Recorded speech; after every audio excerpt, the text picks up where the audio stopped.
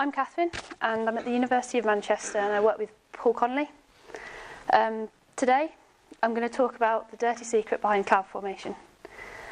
But before we move on to the dirty secret and I reveal that to you, I just want to talk about clouds themselves and why they're so important and why we should do more research into them. So, clouds are fundamental to life on Earth. They play a pivotal role in the hydrological cycle, transporting water to different areas of the globe. They also interact with radiation, and this image is actually particularly good at that, as you see like really white, vibrant clouds that are reflecting radiation back into the atmosphere and also trapping radiation in the atmosphere. And then you get the white wispy cirrus clouds down here that are letting a lot of light and radiation through them. So the way we classify clouds is by their height and by their characteristics, so whether they're fluffy or whether they're layered clouds. What I'm interested in is the formation of clouds on a microscale. So we look at them on a global scale of how they affect our climate and energy systems, but I'm looking at them on the formation of individual droplets and ice crystals within the clouds.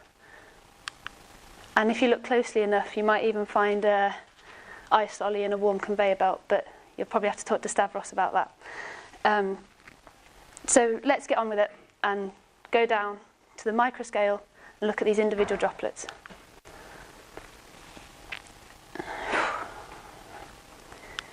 So each of these droplets are made up of millions upon billions of water molecules. And the way these droplets form is through the laws of thermodynamics. But you don't want to hear about the laws of thermodynamics at 9:30 on a Wednesday morning. So essentially, all you need to know is as the temperature drops, the molecules slow down and clusters are able to form. And the way these clusters grow is controlled by two effects. The first one is this curvature effect, otherwise known as the Kelvin effect. And it describes the surface vapour pressure over a curved surface.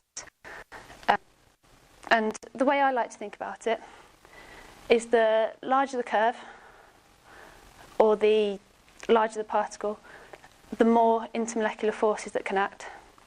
Therefore, the less likely that a molecule is likely to leave the cluster rather than and join it. So, and then we have a second effect. This is the solute effect, or Raoult's law, and this relates how the surface composition affects the surface vapour pressure and droplet growth. But we'll come back to this because this is sort of what I'm investigating with my models. And together these effects are known as come under Kohler theory, which if I'd come out with that straight away, it would have put me off, all of you. So from Kohler theory, we can find this critical size of droplet where droplets are more likely to stay within the cluster rather than leave the cluster, and the cluster is likely to shrink. So from this theory, we have this critical size, and it's around 100 million molecules. So the likelihood of it's almost impossible for a droplet to reach this critical size made up of pure water droplets. And that's where our dirty little secret comes in. What if we could start a droplet at this critical size? Water could condense to the surface, and then it'd grow and grow and grow up to this water droplet, up to a water droplet. So here we have the dirty little secret, and these are aerosol particles. Sophie started talking about these yesterday with her 3-minute talk, and she discussed how they can affect the vibration of clouds and how they interact with radiation. She also described them as particles, either solid or liquid, that are suspended in a gas. And that can cover a whole variety of particles. There's so many different types of aerosol particles. And I think almost everyone in the atmospheric department is interested in a slightly different version. Yesterday we had Simon and his puffballs. And we've had some on a poster. And these are just a few. So they're both anthropogenic, so human, formed by human activity, and this is black carbon, formed by combustion sources and things. Then actually, the majority of aerosol particles are from natural sources. So we've got sea salt up here. These are all from microscopic images. Desert dust, hence the title of the talk, The Dirty Secret Behind Cloud Formation. Our biological aerosols from Liz and Simon, volcanic ash. And the one that Sophie was interested in yesterday, our secondary organics. They're secondary because they're formed within the atmosphere when volatile components condense. And this is also what I'm interested in. So I've got a short video here, and we'll just have a little play of it before, and then I'll discuss it.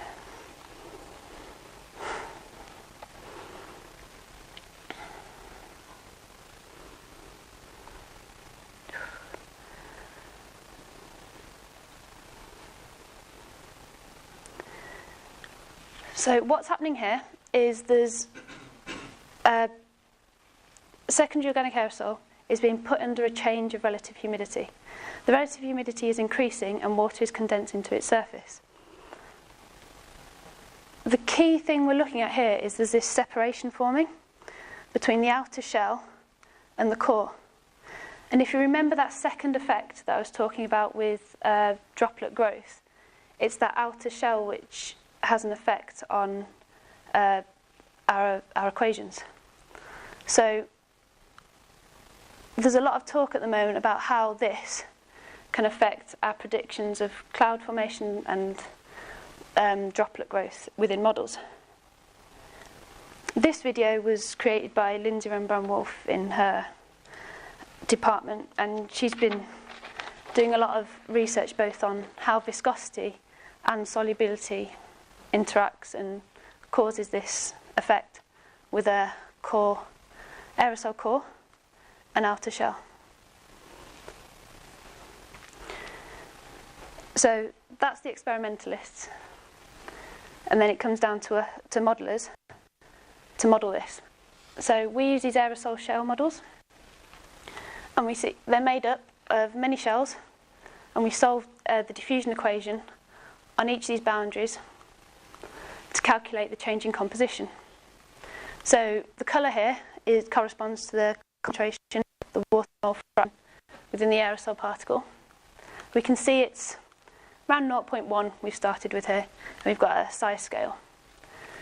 So current models use this Fickian framework, and the Fickian diffusion equation is driven by a gradient concentration. So it always mixes from an area of high concentration to low concentration. So using that model, you get this.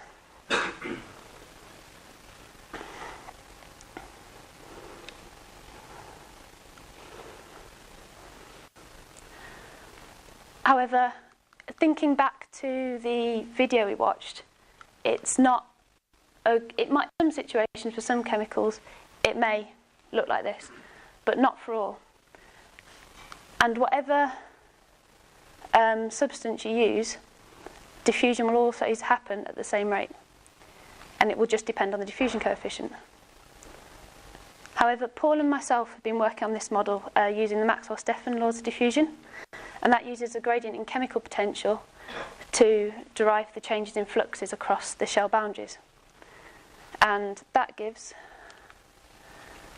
this effect.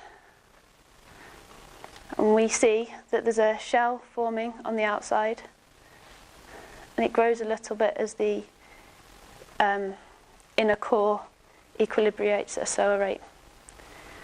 And there's a lot of possible effects this could have, as in climate models it's important to correctly estimate the size of aerosols, so how they interact with radiation and how they act as cloud condensation nuclei. So having a model like this allows us to further investigate what these possible effects could be. And if any of you are interested, I highly recommend this paper, And I'm not being biased or anything, but I'd give it a read.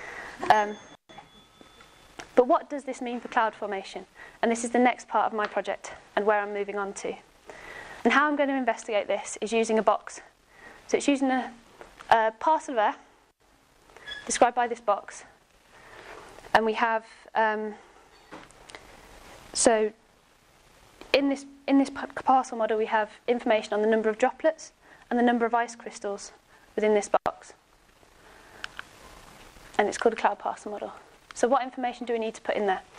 So we have information on temperature, humidity, pressure, and updraft velocity. And these top four describe the type of cloud environment that we're trying to model. So temperature, higher up in the atmosphere, we'll have cooler temperatures.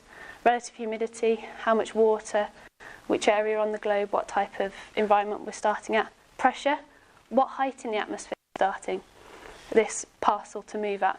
And updraft velocity describes how quickly this parcel is moving vertically in the atmosphere. Now these last two are what I'm concentrating on. The aerosol size distribution and the aerosol surface composition that describes aerosol properties.